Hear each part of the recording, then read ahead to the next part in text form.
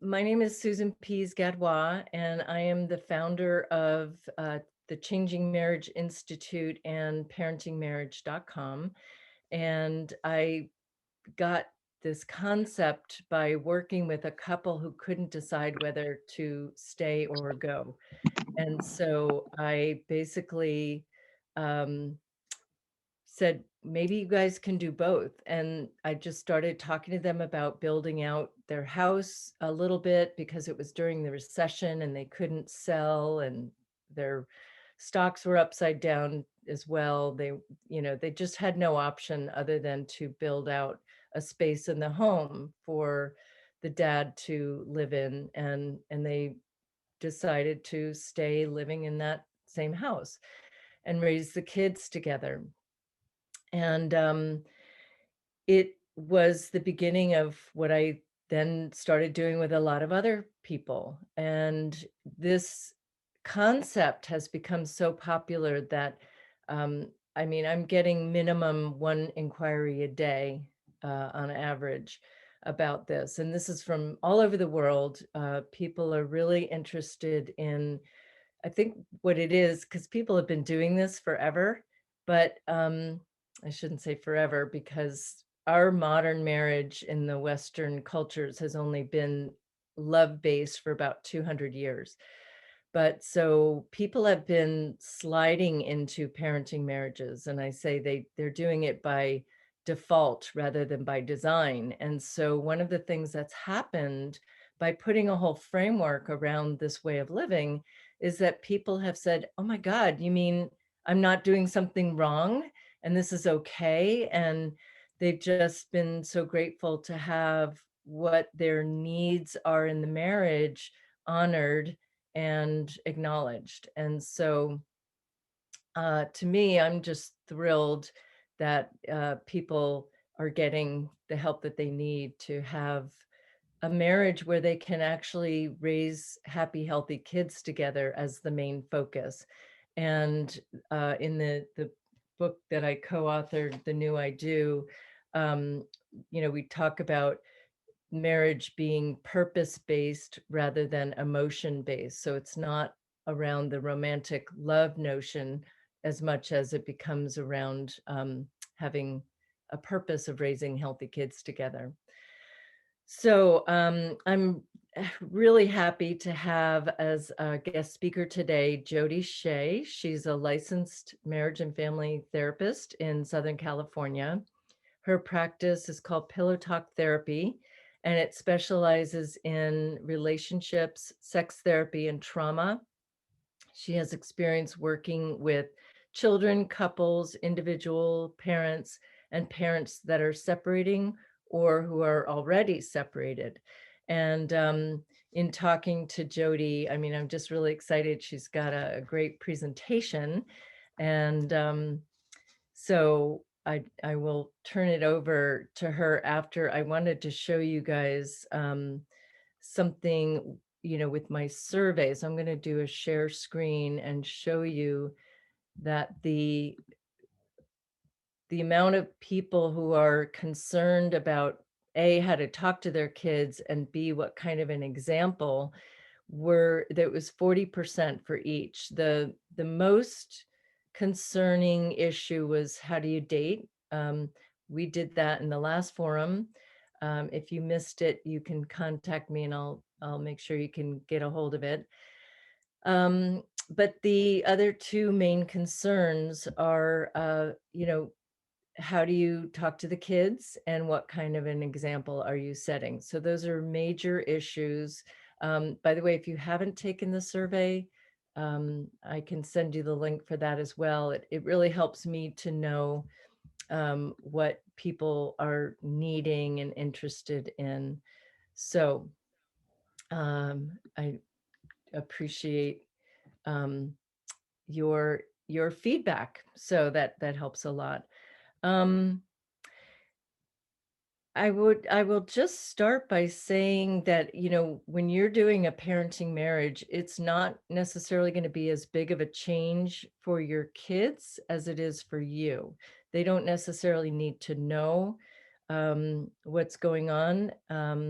But, just keep in mind that as long as kids have some of the basics in place that aren't changing, they're probably going to do maybe even better than you with the whole concept. Um, Jodie and I are going to put together a reading list for all of you after, we'll send it to you after the forum, but there's lots of research. Jodie's going to share some of that. And I don't know, Jodie, is there anything that we should add before going into your portion? Not necessarily. I know another resource that I forgot to put in the bio is there's also something called discernment counseling Mhm. for people that are, also still figuring out, what we're doing. And I do those kind of things as well, where, usually those will be the couples where, maybe one person is leaning out of the relationship and one of them is leaning in. And it's what do we do with that? Right. And there are particular types of work to be done there because it's so complicated, and because the answer is not, oh, we're going to jump into couples work, or we're just going to jump into just the parenting work. And it helps like to kind of navigate some of these kind of tricky waters of what's going on here, and what do we do, and it gets people to kind of commit to going in a direction. And I'll talk a little bit about that, why those directions are important later. But essentially it's, the more muddy things tend to be, the more room there is for potential conflict or things that can go wrong. And so we really want to set people up, hence, why we're going to things like this, to give you all the tools you need to, avoid those potholes, and those ditches that so many of us have already stepped in, and, give you those tools to just do well. Yep, that's exactly right. You said it beautifully. I love that. We will do a Q&A period at the end, but I'm going to go ahead and turn it over, Jodie, for your slide presentation. Okay. Pull that up. Okay. Now let me, of course, the thing is blocking, so I can, oh, there we go. I'm like, how do I get to a slideshow? Okay. Start from the beginning. Okay. So let me just make this smaller as well. So yeah, the reason I kind of made a little slideshow here is, not that this is going to be all the information we're talking about today, but it's more so that we have kind of a roadmap, and that I know for myself, when I'm going to something where someone's just talking, it's really hard for me to follow along. And that way also there's some things, if you do want to take any notes about it, or, having questions, we can go over that as well. But my understanding is the whole main point of this is talking to our children about the parenting marriage, and how we're going to navigate that, and this and that. So we're going to go into a little bit of information about that. So I started it with why a parenting marriage, and I put it into positives, which is great. And there's also things to consider, like that's those kind of potholes that we were talking about, so that we know that they're there. We know how to kind of, quickly slide to the side and avoid them. So the positives is really that this is kind of an ideal scenario. As Susan was saying, this is not a new concept. It's just, we love the idea of being in a relationship and all of our needs are being met, and it's a lovey-dovey thing. But it's really hard because once we start getting, our careers and children and other things involved, it does tend to have business aspects to it. And so it's really hard sometimes to go from that emotional place then back to business.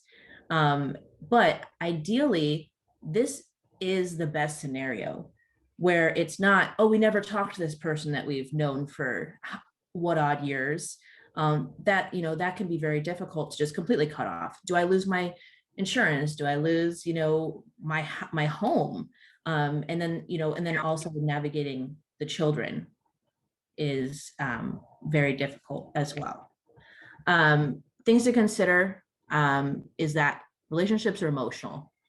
And, pretty much this is a conversation I have with all the, couples, whether they're together or not. And I more say that just to allow yourself a little bit of slack.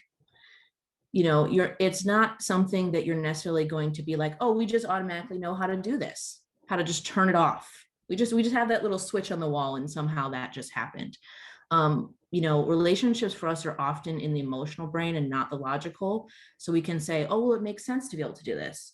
It makes sense that, that I would, do this for the child and not include the parent or whatever that usually looks like. But that's where it does get tricky, because there are going to be emotional things that come up that you're like, whoa, I don't necessarily know where that came from. And they kind of hit us out of left field. And just kind of being prepared for those things and knowing how to manage them can really help us out.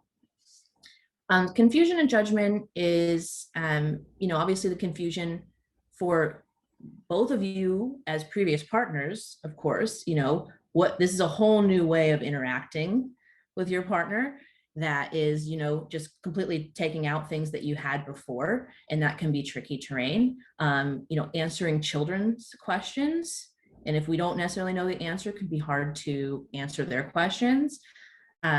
Judgment, I know I was listening to a little bit about that in one of Susan's videos on her website, and that was talking about, who do you share this information with? When does it need to come to light? And she said, you can't untell somebody that you're doing a parenting marriage, or, sometimes they may not notice it. But as we start adding other partners or doing things like that, it's a little harder to keep that under wraps. And so, knowing how to deal with people that maybe don't understand what they're doing. And other romantic relationships, like we just said, that is usually kind of where a big change starts to happen. And is also another place where it's good to have those skills. Otherwise, sometimes it can lead to things popping up that you hadn't had to deal with previously. So this information is from, and this is going to be on the book list, but this is a book that I enjoy called The Co-Parenting Handbook. It's by Karen Bonnell and Kristen Little. And so this one does not specifically go about the parenting marriage style. This is, more for like the traditional where there's like an actual separation happening, but it has a lot of good information, which some of it I'm about to go over into, what would really set you up for success. And so this is going to answer the questions, which is literally right from the book. What do the kids need? And so we'll kind of go through the different age ranges. So infants, what do they need? They need attachment to their caregivers. What does that mean? It means bonding, stability, atmosphere of gentleness and love between you and the child and between you as parents. So that's why, they're really, during this infant and toddler, maybe even preschooler age is really when they're developing their attachment style to figure out, how do I know how to connect with another human being? And if they're, seeing, if they're having a parent that's gone a lot or too much, or, they see their parents not knowing how to connect, that can kind of affect them a little bit. So it's just kind of, that stability and that constant affection towards them is going to be the best route. For toddlers, regular contact and predictable rhythms.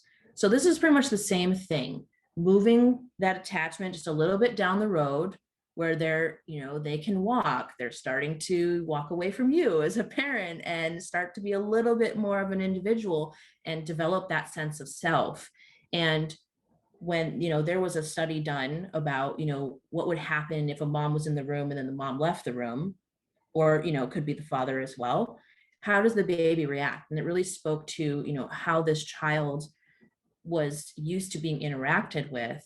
And they found that, if the child knew mom or dad was going to be there pretty consistently, they tended to fare better when the parent left the room. They didn't start to freak out as much, and, they're just a little bit more stable emotionally. This also leads into preschooler age, which is, what they need is age appropriate conversations and predictability. So this, as you can imagine, they start going to school. So they're like, oh, I'm away from mom and dad more. And are they ever coming back? Are they just going to drop me off? And I don't know what happens. And, this is often something that comes up with parents that are actually separating. They're having two homes. When do I know if I'm going to this home? oh my gosh, I just got dropped off at dad's house. Is mom ever coming back to pick me up?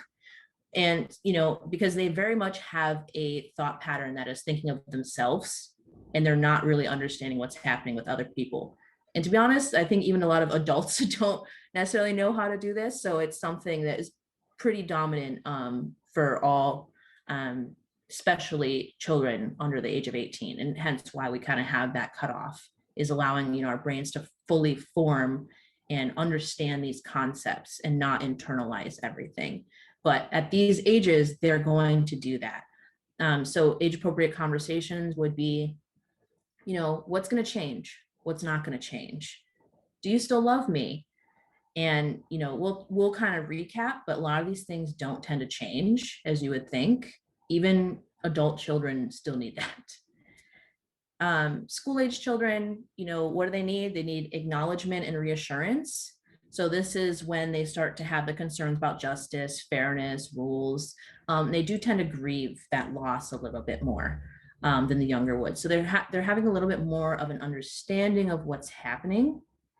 And so this is really where they need to start having that acknowledgement that they're having those feelings, and the reassurance that, hey, like, we're fine. This is going to be okay. I'm going to be here. I love you. We got this. Then we move into preteens. Again, age appropriate structure, rules, parental supervision. They really highlight this is kind of a wavering time for them. They're switching between being a, child, usually under the age of 10, to being a teenager. And they're in that weird ground right there where, even though they may appear, a little bit more mature, times of stress can really throw them back into younger behaviors. And so I'm guessing, anyone that has children these ages or a little older have probably witnessed this. This is when they're, they want to be independent, and they're, oh, I got this. But then something happens and they throw a tantrum and stomp their feet and slam the door. And not that necessarily changes in the teens, but this is kind of where that starts showing up, where examples of that could even be, beginning to kind of revert with basic ones too. Like I've seen, children that, during preteens or like that school age, maybe they might start to wet the bed or things like that, that kind of show they're under stress. And, it's a good thing to know what that can look like at times. So then we move into early teens. So what they need is room for expression and knowing the boundaries. So similar to the other ones, we really want to start hyping up their emotional communication. If they're upset about something, that's totally fine. It may be annoying for us to deal with, but it is really important for them to have that space and not be shamed for it, to just really leave it open. And, that's where it gets really hard, because it can bring up stuff for us and discomfort. And what would it be like to just say, hey, what's going on right now? What's this about? What are you trying to tell me? And that's where it can really be helpful. And knowing the boundaries, we all need boundaries. The way I like to think about it is, if we have kind of a box, we know inside the box is safe. There's movement to move around. There's room to move around. And we know if we go outside that box is kind of like the danger zone. We're going to be in trouble or something's going to happen. But knowing where those boundaries are is what allows us to explore it. And so a thing to highlight for early teens is that they do have a fear of driving others away. So they oftentimes will be still thinking about, oh, is this my fault? Oh, if I act out, is mom or dad not going to want to be around me? And you can sometimes see this also with their friends or something at school. They'll tend to maybe follow the pack, maybe not want to, stick out too much, because if you stick out too much, there's a possibility you may be, booted from the friend group, or, stick out a little bit too much. And so at home, we really want to see them, being able to be themselves and have that not, mean, oh, you don't love me anymore. Older teens, main thing was just not forgetting that they still need support and structure. This is definitely a case where, like I said, they'll look for loopholes. And this is a case where it's important to remember that even though it feels like, oh, they turn 18 and everything's great, there's a reason that there's that age limit, because they're not the best at making decisions for themselves. They may seem mature, they may seem great, but they really do still need that support and structure, because they're not going to make always the best decisions for themselves.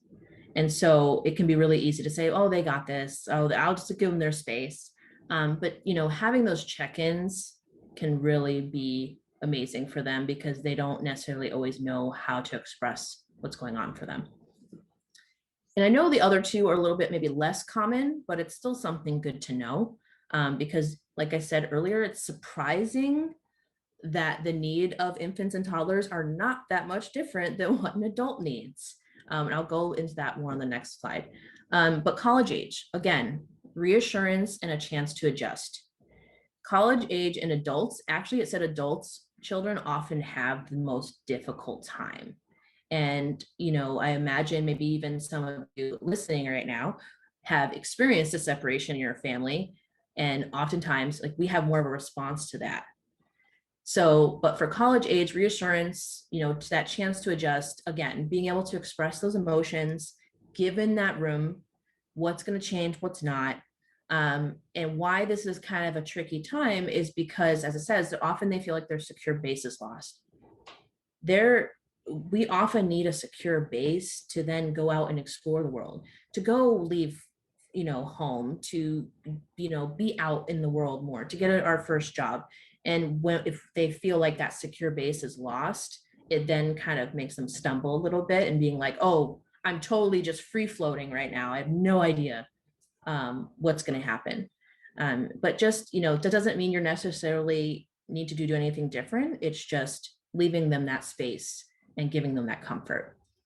And then, for adults, it said, focusing on individual relationships, healing those past wounds that, we all have with our parents, even though, intentional or unintentional, building shared sense of the new future.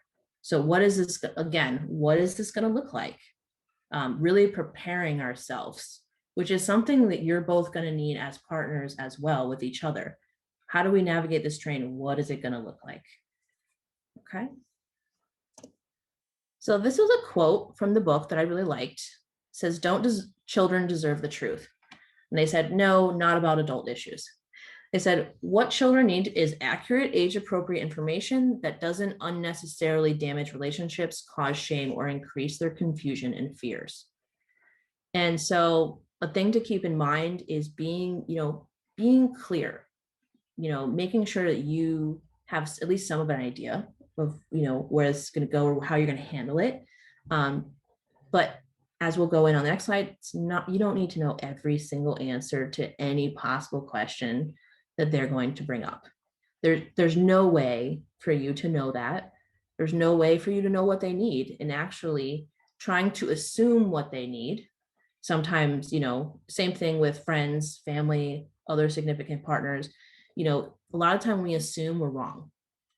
So we really try to kind of bring it back a little bit and, allow them that space to explore and just to ask questions and not need to fix it.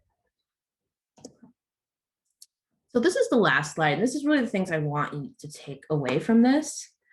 The number one thing, and this is going to work with talking to your kids or having any of this work out or introducing other partners at any point, is to have a plan with the co-parent. I never recommend doing things without talking to them, because that's where things are going to get muddy. And that's where opportunities for hurt or arguments are going to come up, because you never want to feel excluded, right? If you were to put yourself in that position, you don't want to feel excluded. You don't want, and also, the more united up front that you and your co-parent can take, it's going to help you. It's going to help your kids. It's going to help even random people that you end up sharing this with, whether it's family or friends. The more confidence you can give with things, the more confident other people are going to get. And then we move into, are you speaking for them or you? So that kind of goes back to that, that confidence. How, are you fumbling through it? Do you know what you're saying?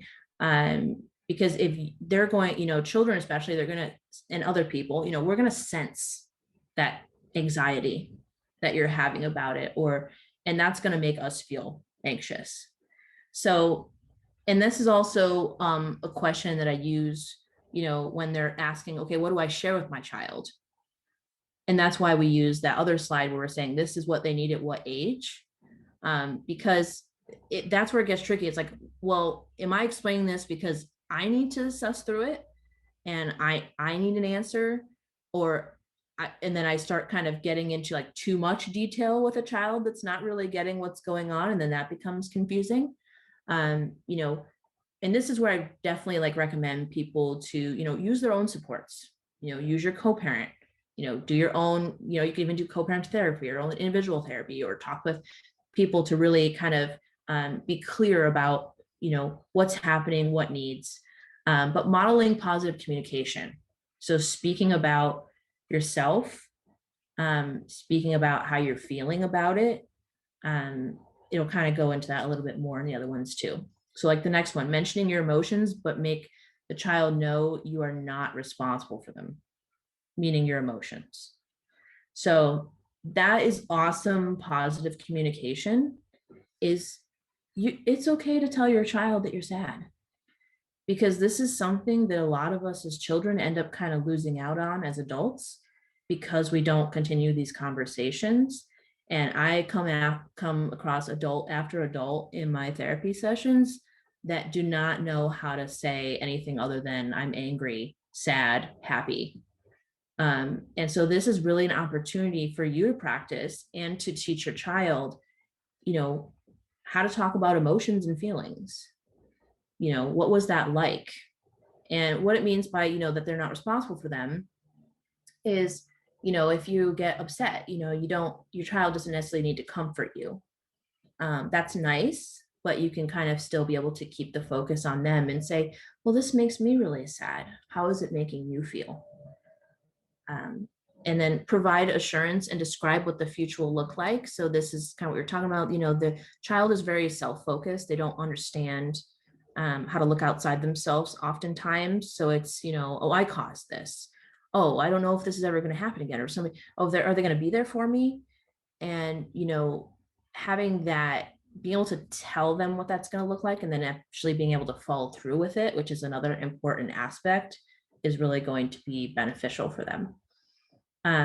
Let them tell you what they need and ask questions. So again, like we were talking about a minute ago, not assuming what they need. I remember one of my mentors, she always said, whenever I get a therapy client, I say, know the research, but assess the individual. You can use that information we were talking about before about what they probably need from you, but you don't just assume it. Some kids might have more questions, some may not have any. And so it really depends on your child and what they need from you. But it's also great to, say like, hey, if you have questions, you can feel free to ask, and then you can decide whether that's an appropriate question or not at that time. And, figure that out, like, oh, hey, are you dating anybody? Well, yeah, like, not really, not sure yet, but, we'll get into that maybe later. You don't have to know how to answer all like the strange, weird questions, but it's all about like not shaming them for asking the questions. You can kind of slide a little out of it, but still, answer it, or say, well, I'm not sure, what would that, so that's like that's the ultimate slide away, is to kind of bring it back to them and say, well, what would that be like for you if I dated somebody? It's kind of a way to meet their need, but not necessarily need to give information that's not really appropriate for them to know. Because then you might end up finding out, oh, it's not whether you're sleeping with somebody or things that an adult brain would go to. Be like, oh, are you going to still spend time with me if you're dating somebody else? Or will I still see, mom or dad? Like if that happens. And, so it just kind of, it's a practice at taking down our barriers of needing to fix it or jump to conclusions or figure it out. And that goes into, you don't need to know all the answers.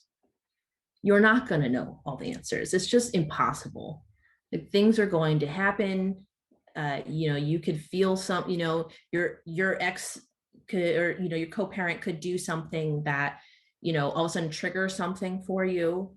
Because like I was talking about before, it's awesome if we can be at a fully place where there's no emotions involved at all. But at the same time, we're human. Things are going to happen. And, we just have to practice talking about them and, figuring that out. Um, and, having those boundaries that are appropriate. Okay. Remembering that kids are resilient. Susan was talking a little bit about this before. You know, Kids are actually great at adapting. You know, does that mean that things don't happen and they get harmed? Of course they do.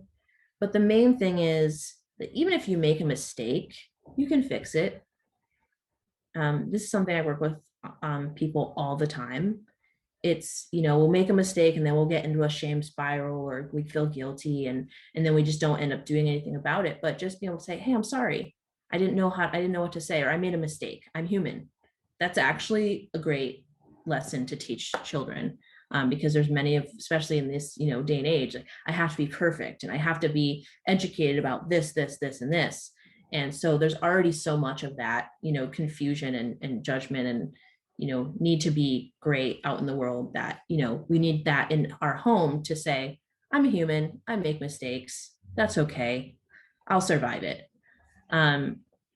And pretty much like it said on the last slide, like just really highlighting all children, no matter their age, could be an infant or an adult, just need to love openly and feel loved by both parents.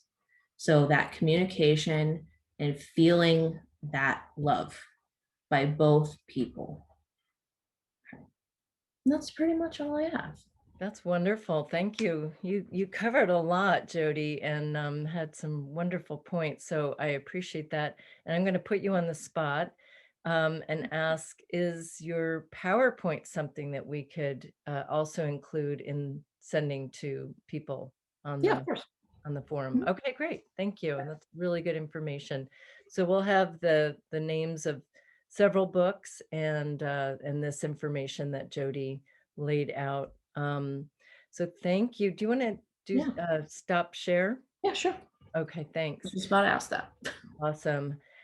So I know that what Jodie has shared may have brought up some questions, and there are two now. We have a question that was submitted ahead of time, and then one that just it was a chat to me here. So we definitely want to open it up at this point to for question and answer. I wanted to mention a parenting marriage. I think one of the best things about it is that it's very versatile. And so it's something that can be used as a, therapeutic separation tool if you want to emotionally separate from your spouse because you're not getting along. You can use it in that way. You can use it as a mechanism to avoid divorce, which is what a lot of people use it for. And you can also use it as a step in the divorce process. So one of my clients called it a soft landing into a divorce. So no matter what, you can go back toward the marriage from it. You can continue using it for years and years, or you can use it as a way to soft exit the marriage.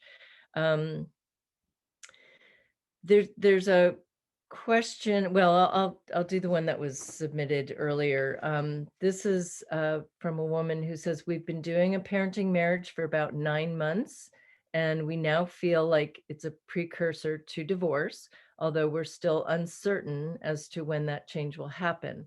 About 6 months in, we explained to our kids, who are 14 and 10, that we were changing our relationship and that it was no longer romantic, and we were moving to separate bedrooms, and that we would be spending more time with other people and making new friends. Both their father and I have become involved in new romantic relationships. Given our kids' ages, I wonder if what we've told them about the situation is enough, as eventually they will find out much more. I'm inclined to be very open with them, but don't want to burden them with too much information, given that we don't have any distinct timeline for our changes. So the first question that she has in regards to that is for teens and preteens who may be more cognizant of changes, including parents having new significant others. Is there any harm in being open with them about that aspect? Do you want to answer that, Jodie? And Yeah, yeah. Um, I think it all depends on what you're sharing exactly.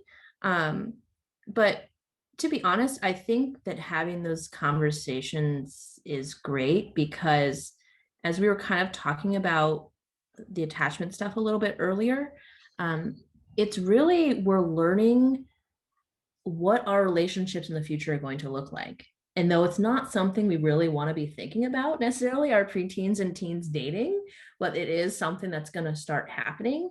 And they're actually going to use kind of our example is technically the how psychology looks at it. They're going to look at our examples of what a relationship looks like and then implement that themselves.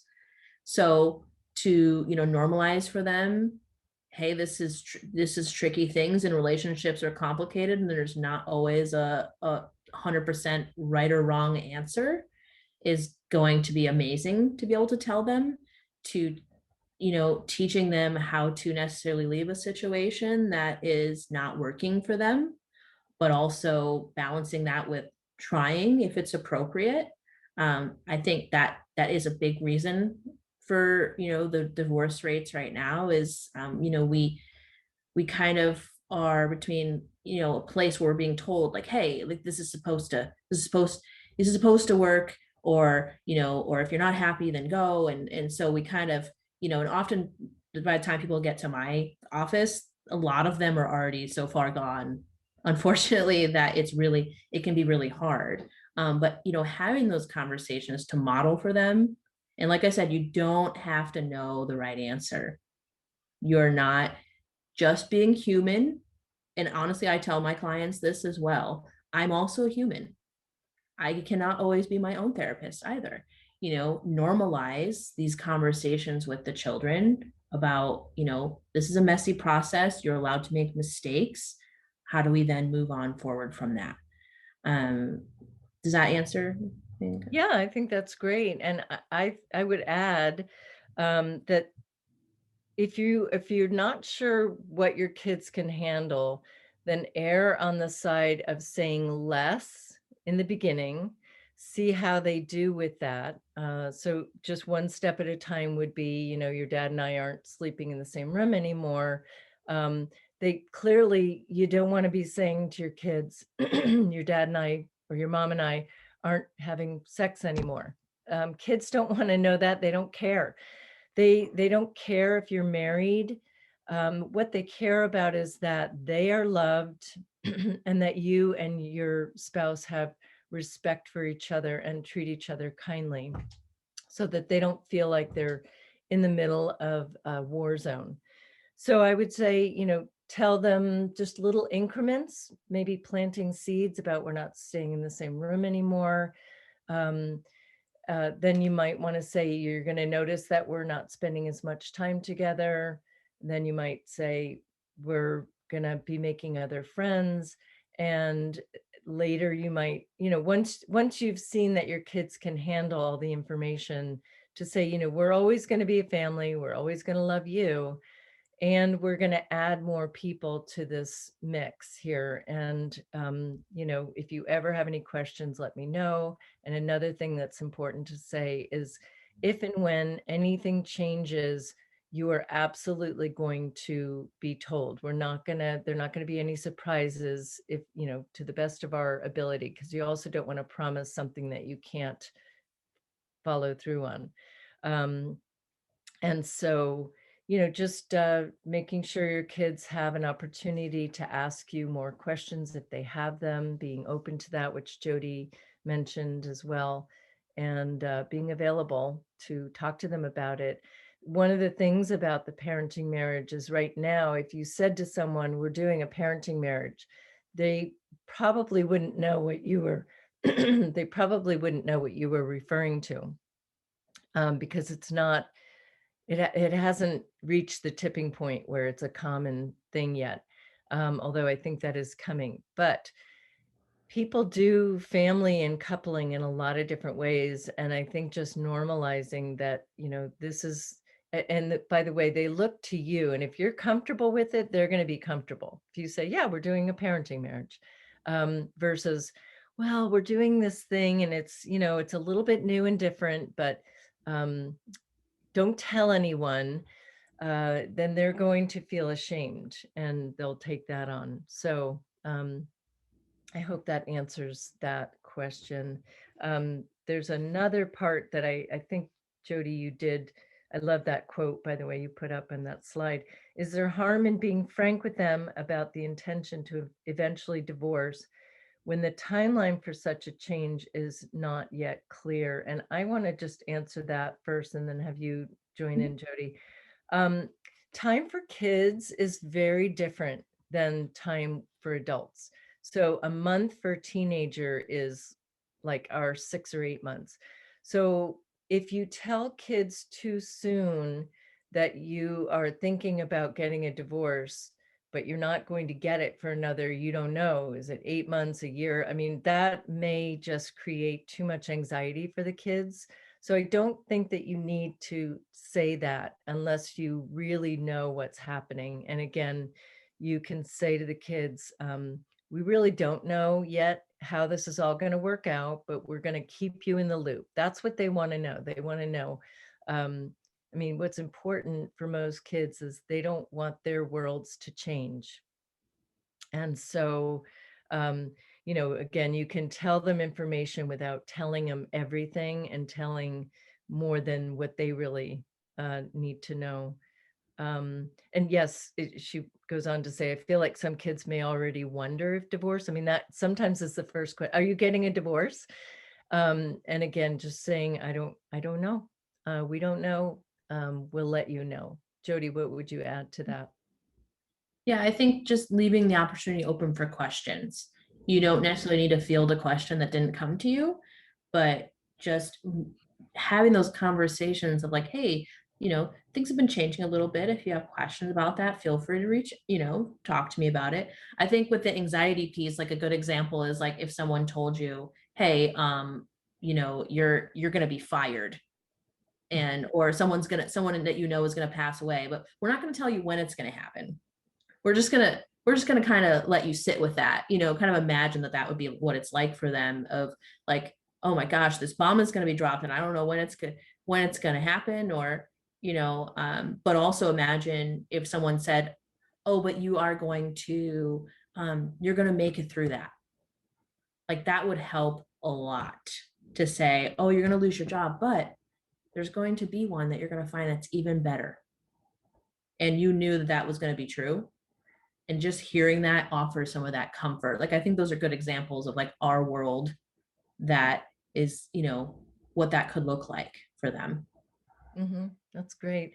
There's also a danger in not giving them enough time to acclimate. So I generally tell people that between 1 and 3 weeks is a good amount of time. And, 1 is definitely on the shorter end of the scale. But if it's really young kids, 1 week to young kids is a long time.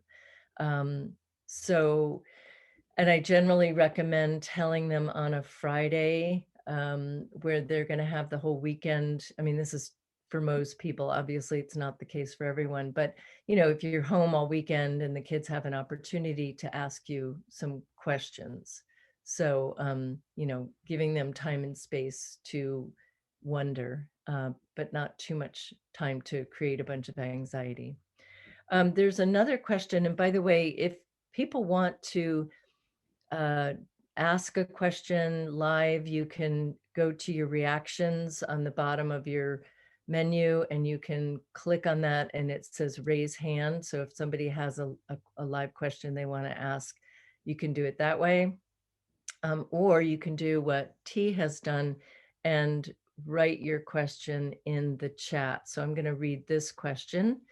What do you recommend for talking to children about what is happening when one spouse is very distraught about the end of the marriage. They know something is going on, so we'd like to tell them, but I think it would be too scary with my spouse so distraught.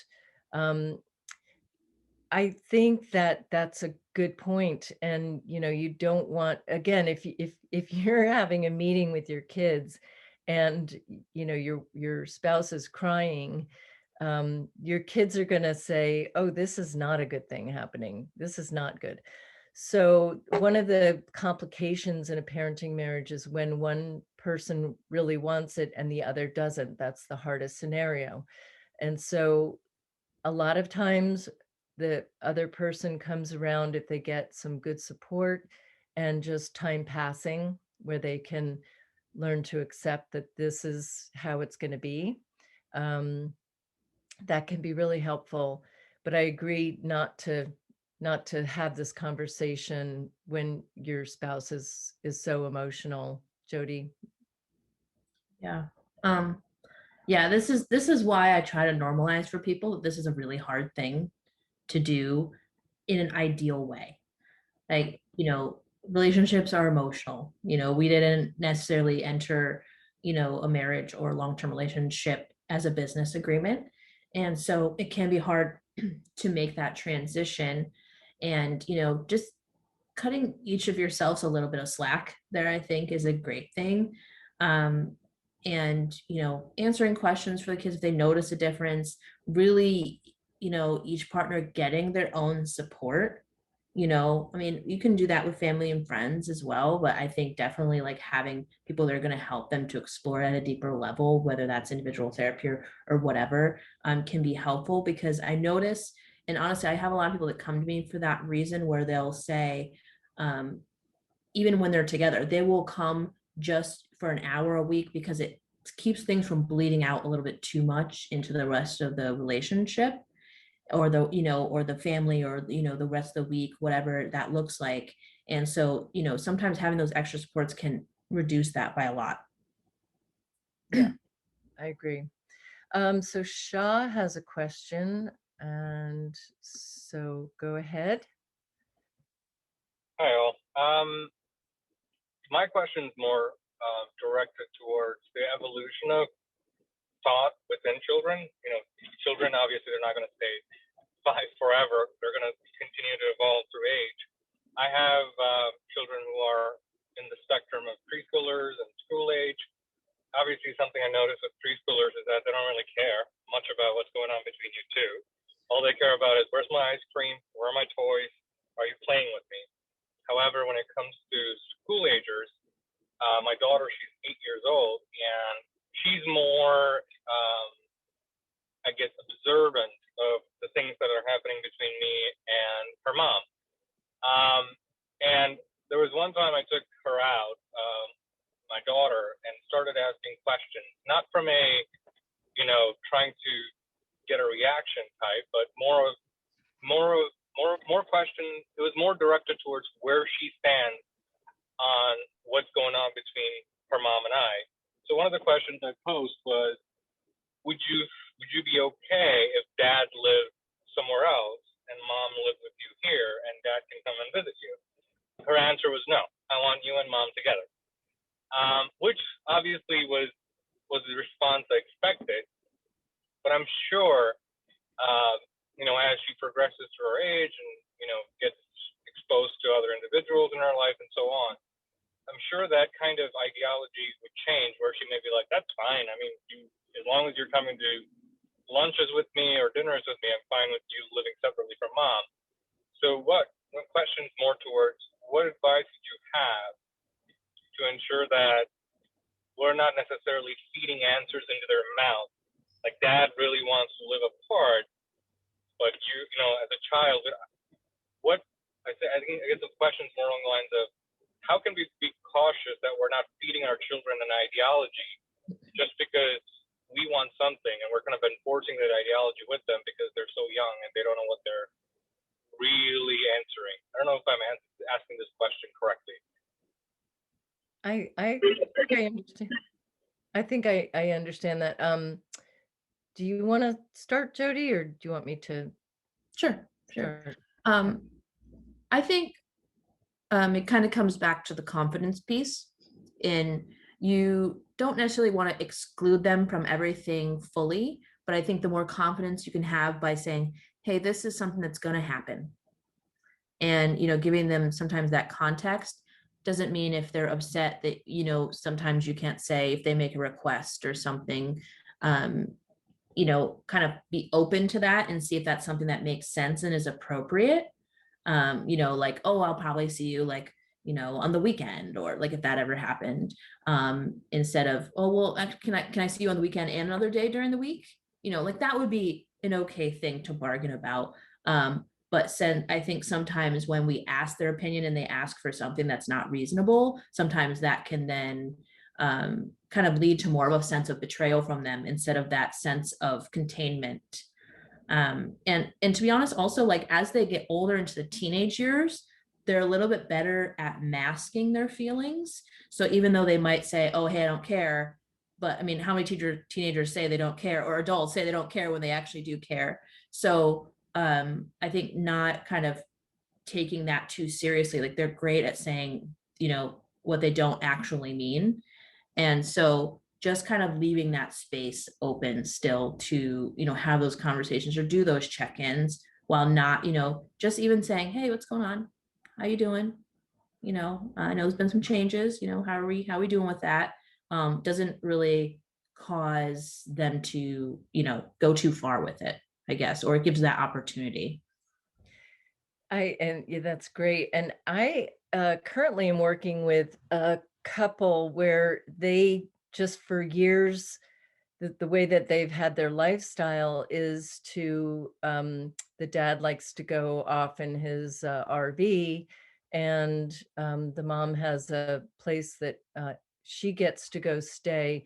And so they've already been practicing being more separate. And I think it's ideal. And I do coach people that to the extent possible, just start living in the different way and see how your kids do. So spending less time together, not saying anything to the kids yet, just watching them and seeing how they're doing. And then you can approach it from, just want to see if you've noticed that we're spending a little less time together and how are you doing with that? And I think that's what we're going to be doing more of. And if you have any questions, let me know. So you're basically, instead of saying, would it be okay if we live apart, spend more time apart, and maybe even have each parent take the kids separately instead of all going out as a family. And um, they'll feel what it feels like as opposed to imagining what it feels like, which with their little brains they don't always know what that means, and it just might take them right to fear of abandonment as opposed to them seeing that they actually can handle it. One of the things that I think is really important is understanding your child's temperament. There are some kids who are extremely sensitive, and any little change is going to be very disruptive for them. So you'll want to move very, very slowly in your changes. And I know that that can be hard for you as parents if your romantic connection's been gone for a long time and you just want to move on, can be very frustrating. But you're the reason you're doing the parenting marriage is because you're wanting to focus on what's most stable for your kids. So you are consciously making that sacrifice.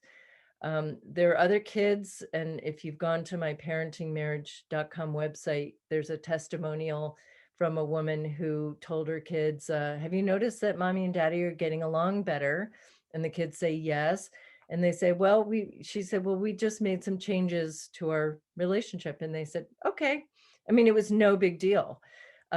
So just again, you make changes slowly and then check it out with your kids, and then they will see that they can handle it, and you will see that they can handle it. And just one other thought is sometimes you may want to, especially if you do have a very sensitive child, There may be times when you want to tell the child's teacher once they go back, um, and ask them to keep an eye out for unusual behavior, or, more needy, clingy behavior, bad dreams, not paying attention in school. Obviously, bad dreams don't happen at school. Hopefully, they're not sleeping at school. But, just keeping an eye on them for you as well. So I hope that answers that. Is there anything else, Shaw, that you wanted to ask on that? No, yeah, that really gives me an affirmation of what I'm actually doing right now, because that's exactly what I'm doing at home. You know, my daughter's mom, she's not financially ready yet to accept a full-on divorce, and obviously it would lead to a more stressful environment for the children, because dad would probably have to work twice as much to support them, and mom would probably have to work twice as much to support herself and the children. So I moved down to the basement, and the children are seeing that, dad's sleeping in the basement and mom's upstairs. But we're doing a great job in terms of co-parenting, where, if we're trying to buy stuff for the children, we're saying it's from the both of us, versus just because dad makes more, dad could afford better things for the children versus mom can't. However, just wanted to, the reason I posed the question is more towards, it's kind of going great right now, but how should we move even more forward? So your answer kind of gave me the affirmation that though I'm practicing that now, I cannot be, I have to have a little bit more patience to have this keep on going for a little bit more time before I make any decisions. So thank you. Yeah, no, that's great. And you can do a parenting marriage for many years. I have a lot of people who do that. So there's no rush. It obviously becomes more complicated when you bring other romantic interests into your lives, and you can't bring that person home, um, necessarily. But it is it's something that I wouldn't push, that you wait. I have this rule that I go by, that if I'm not sure about something, that means that my intuition is saying no. And when it is the right time, then I really get a solid, yeah, okay, it's time. And intuition, by the way, one of the reasons we don't listen to it is because it can't explain itself. It's just a yes or a no, and the voice is often very quiet. And the intellectual ego voice is like, no, you can't, and yes, you have to. And so that's what we tend to listen to. So I really encourage people to get quiet and listen to what your intuitive guidance is telling you about what the right next step is. So, Jody, you want to add anything to that? Not much. It makes me think of, and it applies to this situation as well, as one of my mentors also said, like, how do you know when it's time to move on or make a decision? And like, you will feel it in your body that you're ready for something different. Your reactions and your thoughts will be different. It'll just feel right. And that's difficult because as humans, we hate uncertainty. That's not safe. So we want to know, like, what's the right answer? I need to know, like, at this timeline or this time, which I found that was pretty helpful. That Susan was saying earlier, like, to tell your child, 1 to 3 weeks beforehand. It's helpful to have those timelines, but with our feelings, they're not necessarily. It'll just be, okay, what feels right now. And I think with Shaw, what you were saying, that situation is, at what point is mom kind of stable enough to be able to manage that on her own, where things would, for the most part, be able to kind of stay the same for the kids. But there may be times where you guys have to make that decision before you're ready as well. And the children can survive that. It's just, supporting them and, trying to do your best, and remembering that they are pretty resilient. Yeah. Yep. I love that. There's another question I often get, and that has to do with the timing of when in the bigger picture do you tell the kids? And this often comes up when people are thinking about divorce as well. We can't get divorced now because um, the spring break's coming up, and then we can't get divorced because the kid's birthday, and then it's summer vacation, and then the kids are back at school, and then it's the holidays. And it can always feel like it's not the right time to tell them. Um, that's again one of the reasons why it's a lot easier to kind of get in with the change when you make the change and then talk about it. But certainly you do want to be sensitive to, you don't want to tell the kids you're getting a divorce on Christmas Day, because then they'll always associate Christmas with the day their family split apart. Um, so to the extent possible, I mean, sometimes that's not possible, but I have another family who's going to talk to their kids about their parenting marriage at the beginning of the summer, because that's the time the two girls that they have spend time apart, because one is um, getting to be she's preparing to be a skier, and so the only time the kids are going to both be together where they can lean on each other if they are upset is at the beginning of the summer. So that's when they're choosing to tell their girls about that. They're going to go on a family vacation together, so they'll all be together. And then they're going to see what it feels like, to be spending less time with both parents. So thanks for that question. We have a few minutes. So if anybody, you can either put something in the chat, which is at the bottom of your screen. You'll see a little bubble that says chat. You can type something in there, or if anyone else wants to raise their hand, and we can also just go ahead and end if that feels complete. Um, Susan, can I actually ask you a question about something that you just mentioned? Absolutely. Because I've seen it oftentimes in psychology field that they'll say, pair something not so great with something that's good. So obviously, like you said, you don't want to do it necessarily on, have that conversation on Christmas because, we've already have so many great, experiences with Christmas. But I wonder, have you found that it was helpful to maybe, do it on a picnic or something that was a little bit more not the normal to kind of help that conversation, or not so much? Because then maybe they end up hating picnics for life. That's a great question. And I think that to the extent that you're trying to make this land more gently, I mean, obviously you want your kids to do well with this, but you're implying that it's a big deal if you're taking them out to tell them, and it's like let's have a nice event. Um, I think the danger is it might feel like you're trying to sugarcoat something that might not feel so great to them. I really encourage people to be very matter of fact.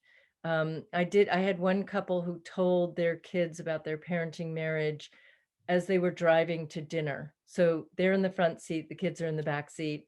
By the way, just want to let you guys know that when we get back to, they were renovating their house. When we move back into the house, dad's going to live downstairs, mom's going to live upstairs. And, just wanted to let you know. And do you have any questions? And, the car is a great place to tell kids things, because they're, well, I want to say they're a captive audience, but you are too, and they can ask you what they want. But then to just, go out to dinner as you normally might, just makes it implies that it's okay. This is just routine. It's just another thing that's happening. So does that answer that for you, Jodie? I love that question. Yeah, I mean, that's helpful because I think that's what you normally hear is to kind of, but in this situation that, that's kind of a different one that you may do with other things. Right. Yeah. That might be, telling them some bad news about the school they didn't get into or something, but something where they're and again, I said this earlier, their lives are actually not going to change that much. That's why you're doing the parenting marriage. It is so that they can have pretty much the same life. they're probably going to spend less time with both of you together, but you're all going to be there for tucking them in at night or helping them with their homework or having dinners together. And that is the main point, and that's the beauty of the parenting marriage. We didn't always marry. I mentioned this earlier too. We had more functional marriages prior to the Industrial Revolution. They were based on, you had to get married to procreate and have enough, kids to help on the farm, or to take over the family business. And so, our lives were quite different. Um, so that we didn't have these dilemmas. Our marriages were not love-based, and people did just fine. So other cultures have much more purpose-based marriages, and they do just fine.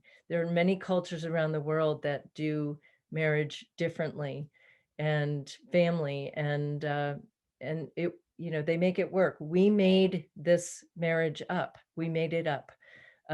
Bottom line, what kids need is they need to know that their parents love them, that they won't be abandoned, and they need two parents who get along. There's a lot of research that shows that if parents stay together but fight, that's the worst thing you can do to kids. If you split but you get along well, that is fine with kids. I mean, they obviously, some kids will do better going back and forth, but as long as you're both getting along, they can relax and they don't feel like, they're in the crossfire so much. So, Jodie, you want to add anything to that? I definitely agree with that. And I was looking at like some notes from a previous conversation we had about preparing for this. And, it comes back again to that confidence that you have in what you're doing.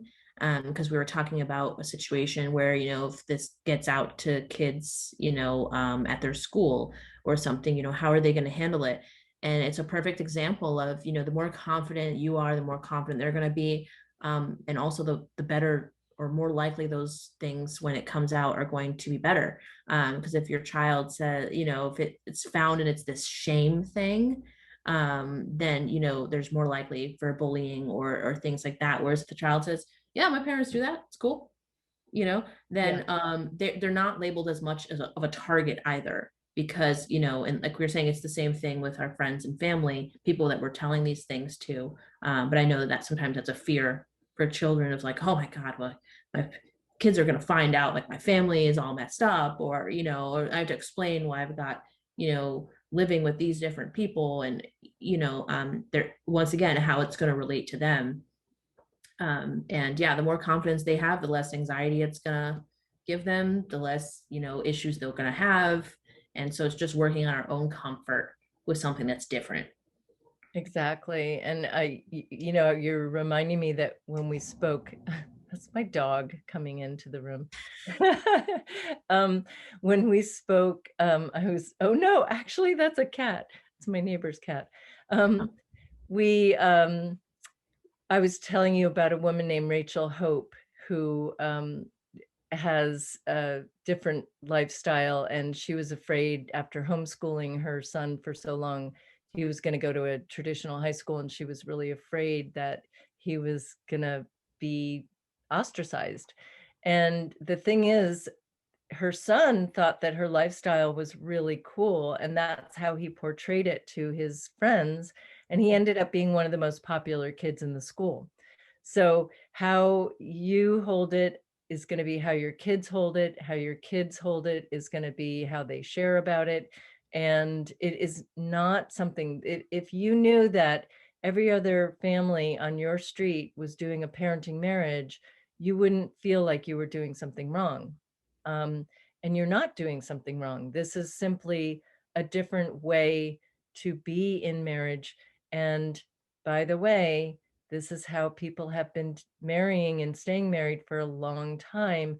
They just look on the surface like, we project all kinds of things onto other people. So, you know, this is not a new thing. It is something that's been around for quite a while. So, Everybody Jody, else just can't manage it. that's right. Thank you. Yeah, They're just so not skilled enough to manage it. that's right. Jody, if anybody wants to get a hold of you, how can they find you? Yeah, so my website is pillowtalktherapy.com, and there will be a contact form on there, or it's just hello@pillowtalktherapy.com. Okay, great. Thank you. And if anyone wants more information and you haven't gone to the Parenting Marriage website, it's parentingmarriage.com. And my other website, which is the broader website, is called changingmarriage.com. And I also have, a form you can fill out, or you can just email me at info@changingmarriage.com. So that is our time. And I want to thank you, Jody, again. That was just a wonderful talk. I will be emailing everybody with the PowerPoint as well as some of the books that Jody and I are going to put together. So give us a day or so to get that together. And you can always email me with any questions at any time. And I do these forums. I was doing them monthly, but now I'm doing them a little bit more spaced out. So I will be doing more of these. So I appreciate all of you being here. I did see Beth, I think, said thank you. And so until next time, thanks, everyone.